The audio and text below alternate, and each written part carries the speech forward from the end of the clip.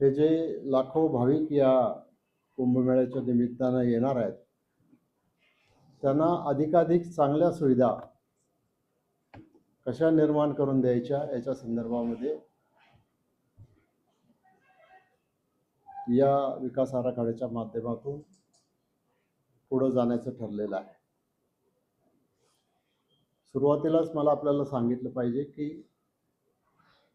भीमाशंकर देवस्थान हे खूप जुनं आहे, त्याला मोठा इतिहास आहे आणि 1990 साली मी आमदार झाल्यापासून सातत्यानं काही ना काहीतरी तिथं विकासाची कामं करण्याचा आम्ही प्रयत्न करतो, जेणेकरून देशातून येणाऱ्या भाविकांना, पर्यटकांना अडचणीचा सामना करावा लागणार नाही आणि म्हणून तो आपण प्रयत्न करतो. पण आपल्या सगळ्यांना ज्ञात आहे, एकतर हा एरिया जो आहे तो संपूर्ण आदिवासी भाग आहे, त्यामुळं आदिवासींच्या जमिनी डेव्हलपमेंटच्या कामाच्यासाठी घेता येत नाही. नंबर 2, भीमाशंकरचा जो समावेश आहे तो फॉरेस्टमध्ये आहे, त्यामुळे त्याला फॉरेस्ट कायदा पण लागू होतो. फॉरेस्टच्या बरोबरीनं भीमाशंकरचा समावेश इको सेन्सिटिव्ह झोनमध्ये सुद्धा असल्यामुळे सुद्धा तिथं काही केंद्राने, सुप्रीम कोर्टाने घालून दिलेल्या नियमानुसार डेव्हलपमेंट करायला मर्यादा आहे. म्हणजे एका बाजूला फॉरेस्ट, दुसऱ्या बाजूला शेकरूचं अभयारण्य, तिसऱ्या बाजूला इको सेन्सिटिव्ह झोन आणि चौथ्या बाजूला आदिवासींच्या जमिनी, हा सगळा प्रश्न आहे. तसं पाहिलं तर भीमाशंकरला 3000 मिलीमीटरपेक्षा जास्त पाऊस पडतो, जवळपास 250-300 इंच पाऊस पडतो. पण तुम्हाला माहिती आहे की भीमाशंकर कारखाना जो आहे तिथे आपल्याला त्या परिसरात एक साधारणतः 20 ते 30 इंचापर्यंतच फक्त पाऊस पडतो.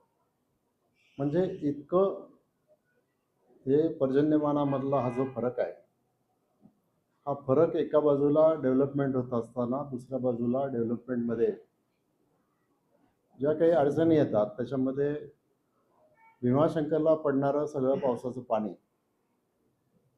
हे भीमा नदीचा उगम आहे आणि ती भीमा नदी मग नंतर खेड तालुक्यामध्ये जाऊन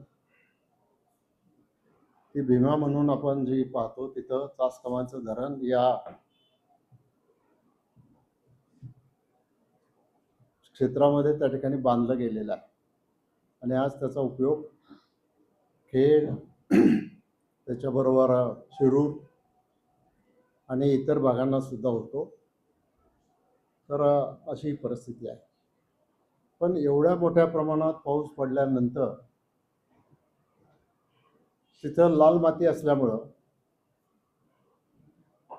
आपल्याला तिथं ते पाणी थांबत नाही, सगळं पाणी खालून निघून जातं आणि उन्हाळ्यामध्ये त्याच्यामध्ये आपल्याला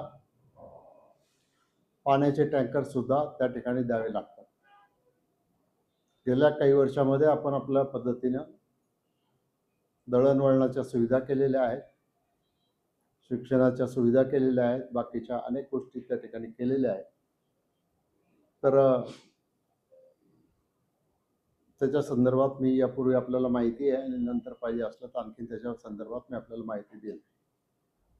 परंतु आता 2027ला सुरू होणारा कुंभ जवळजवळ वर्ष दीड वर्ष चालणार आहे, त्यामुळे किमान दररोज 1 लाख लोक तिथे येतील अशा प्रकारची एक अपेक्षा आहे आणि एवढ्या मोठ्या प्रमाणात येणाऱ्या लोकांना सगळ्या सुविधा विना त्रास निर्माण करून देण्याचा प्रयत्न राज्य सरकारने केलेला आहे. मुळामध्ये 2018 सालामध्ये पहिला भीमाशंकर विकासाचा आराखडा केला गेला, त्यावेळेला श्री सुधीर भाऊ मुनगंटीवार हे या राज्याचे अर्थ आणि नियोजन मंत्री होते. त्यावेळेला 148 कोटीचा आराखडा तयार केला गेला. त्याचा आढावा घेतल्याच्या नंतर त्या 148 कोटीपैकी 90 कोटीची कामं जवळपास पूर्ण झालेली आहेत. उरलेली कामं आता हा जो दुसरा आराखडा काही दिवसापूर्वी राज्य सरकारने मंजूर केला, त्याच्यामध्ये 288 कोटी रुपयाचा आराखडा मंजूर केला आणि त्या आराखड्यामध्ये मंदिराच्या पासून तर परिसराचा सगळा विकास आणि बाकीच्या सगळ्या गोष्टी मी आपल्याला सांगणार आहे. आणि आज 14 तारीख आहे. 11 जूनला राज्य सरकारने आणखीन एक तिसऱ्या आराखड्याला मंजुरी दिलेली आहे आणि तो तिसरा आराखडा जो आहे तो 172 कोटी रुपयाचा आहे. असं जवळजवळ 600 कोटी रुपयाचा हा आराखडा भीमाशंकर मंदिर आणि भीमाशंकर परिसर विकास याच्यासाठी दिलेला आहे. आपण जेव्हा भीमाशंकर परिसर म्हणतो त्यावेळेला हा फक्त आंबेगाव पुरताच विषय नाही, तर खेड तालुक्याचा सुद्धा याच्यामध्ये समावेश आहे.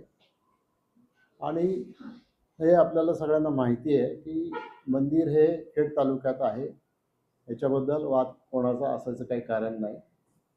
परंतु निम्म्या पायऱ्यांपर्यंत आंबेगाव तालुका आहे आणि निम्म्या पायऱ्यांच्या पुढे खेड आहे आणि खेड तालुक्यामध्ये हे मंदिर आहे. त्यामुळे तिथं भीमा नदीचा उगम असेल, कोटेश्वर असेल किंवा बाकीची कामं असतील, ही सुद्धा सगळ्या कामांचा समावेश याच्यामध्ये केलेला आहे.